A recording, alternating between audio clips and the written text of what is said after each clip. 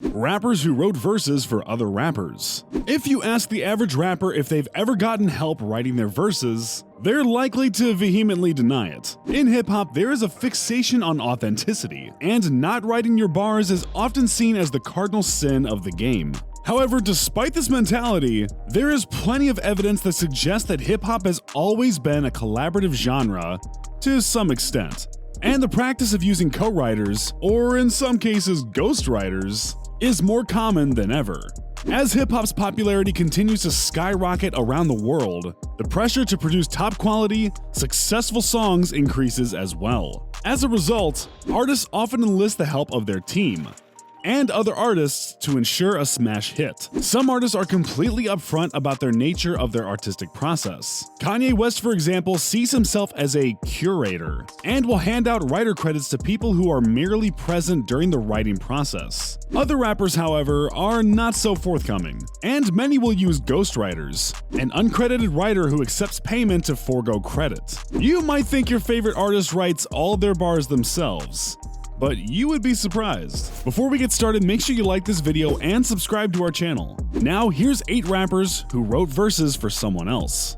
Number 8. Kanye West for Travis Scott. Though Kanye is known for his extensive use of co-writers, he also has an impressive list of writing credits on other artists' tracks. Most recently, fans were shocked to find out that Kanye lent his lyrical ability to Travis Scott's Astroworld, penning the part of the track Skeletons. The fact should have been no surprise, however. The verse itself sounds very similar to Kanye West's signature flow, and many rap insiders had speculated that Ye might have been involved in the writing process before the extended liner notes were even released. Once they were, the suspicion was confirmed, and Kanye was credited alongside 6 other writers on that track alone. Additional writing support came from Pharrell Williams, The Weeknd, and even Kevin Parker of Tame Impala, who also co-produced the instrumental. Overall, Astroworld has over 50 total credited writers. Some of these credits go to guest features, like Drake's now infamous verse on Sicko Mode, while some go to vocalists and samples, like Biggie Smalls' Gimme the Loot, on the same track. The remainder, however, are artists that collaborated directly on the album's original melodies and lyrics.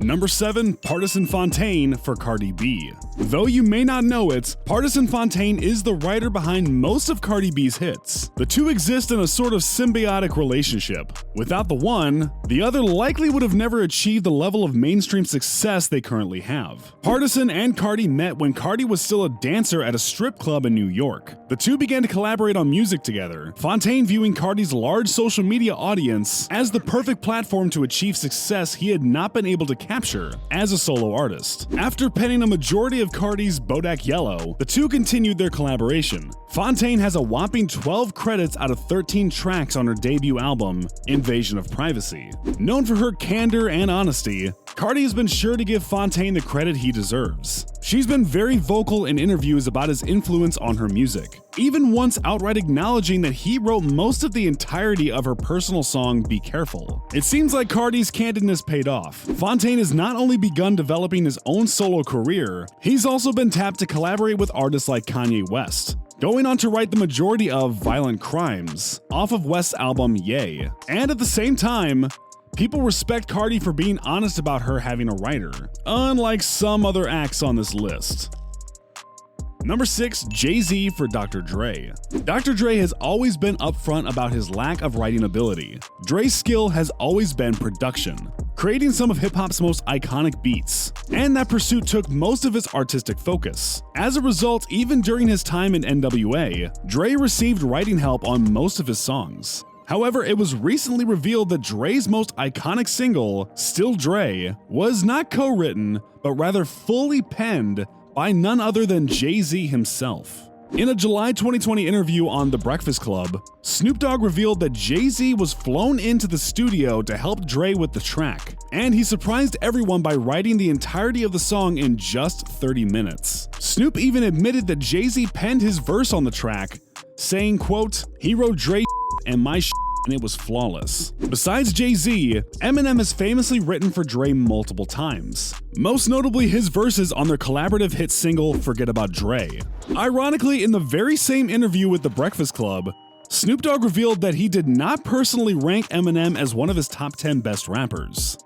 Number 5. Nicki Minaj for Lil Wayne. In the heyday of the Young Money Cash Money collective, it seemed like Dre, Wayne, and Nicki Minaj were an inseparable power trio. Their collaborations, ranging all the way from Bedrock to Only, were massively popular, and the three seemed to be close personal friends. So it should come as no surprise to discover that they occasionally assisted each other with their music. As far back as 2011, Nicki has claimed to be a writer for some of Wayne's material, claiming that she originally penned the track You the Boss for Wayne, but after he passed on it, she gave the track to Rick Ross instead. This isn't a crazy claim considering Nicki sung the hook on the finished version. There's always been rumors about rappers like Starlito and Gilly the Kid, both who were signed to Cash Money, had been signed to the label for the sole purpose of writing Wayne's raps. And while those remained unconfirmed rumors, it is interesting that Nicki came out and said that she had written a song for Wayne. Even prior to this, Nicki was being widely acknowledged as an influential writer with hip-hop, as Rihanna praised her for writing several ballads and verses for her. Number 4. Dolla for Chris Brown. Chris Brown made a name for himself as a double threat, with his career as a singer and a skilled dancer. However, over the years, Chris has also displayed that he is an adept rapper, taking time to spit some bars on songs like Look at Me Now. And while no one may have expected Chris to be writing his own bars, it seems like even some of his more melodic performances recruited some extra help. Brown's 2014 mega hit Loyal took radio waves and clubs by storm when it was released. So much so that even Brown didn't know the extent of his popularity until he was released from jail in June of 2014. However, the hook, as well as portions of Brown's verses, were actually penned by Dolla $ign. Dolla $ign had written the song for himself, recording a demo of the track in his living room. But after showing the song to rapper B.O.B. during a studio session, the demo was passed to Brown, who quickly jumped to the opportunity to use it for his album. And while a 100% Dolla $ign version of Loyal would have probably sounded really good, we're grateful Brown put his signature spin on it and gave us one of the most iconic records of the year.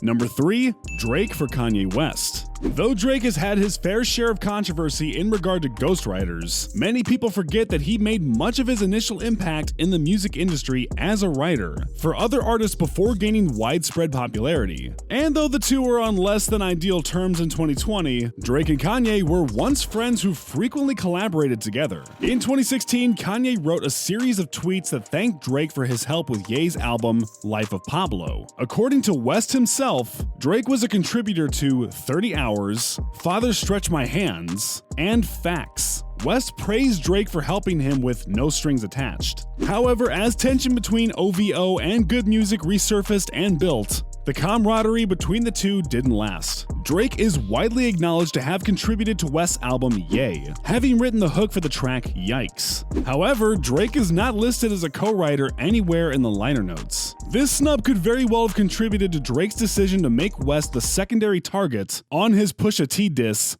Duppy Freestyle. The tension would ultimately lead to a full-blown feud between Drake and Pusha, which of course revealed the existence of Drake's son Adonis.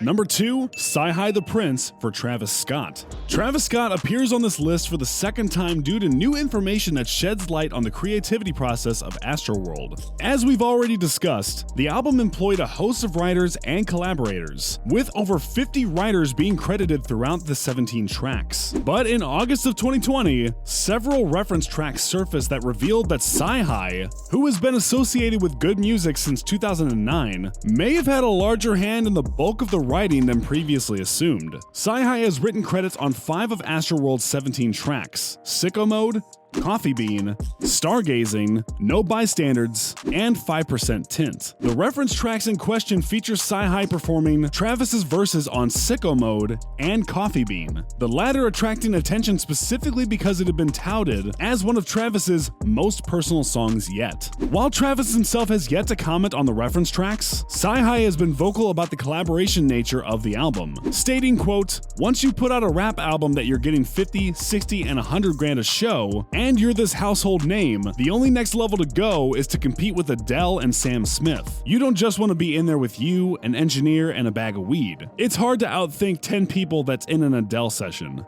unquote. And number 1, Quentin Miller for Drake. Perhaps the most famous writer controversy of rap's modern era came from in the form of Quentin Miller's contributions to Drake's album, If You're Reading This, It's Too Late. Quentin Miller's contributions first came to light after Meek Mill famously tweeted that Drake used a ghostwriter on Meek's hit single, Rico. Shortly after, reference tracks for If You're Reading This, It's Too Late surfaced that showed Quentin Miller performing Drake's versions of the tracks 10 Bands, Know Yourself, and Used To. The tracks garnered Drake a significant amount of backlash from both critics and peers. But Drake was relatively unfazed. He insisted that Quentin's contributions were minor and pointed out that he had credited Quentin on the album's liner notes, which was true, but only as QM. Quentin himself also insists that he didn't ghostwrite any of the tracks, and that the album was mostly done by the time Drake brought him into the studio. He has even gone on to express frustration that the backlash from Meek's reveal strained his relationship with Drake, jeopardizing future collaborations with Drizzy. So what do you think? Did Quentin have more to do with Drake's album than he's letting on? Or did Meek's anger exaggerate the situation? Let me know in the comment section. And before you leave, don't forget to click that like button and subscribe to our channel. Thanks for watching.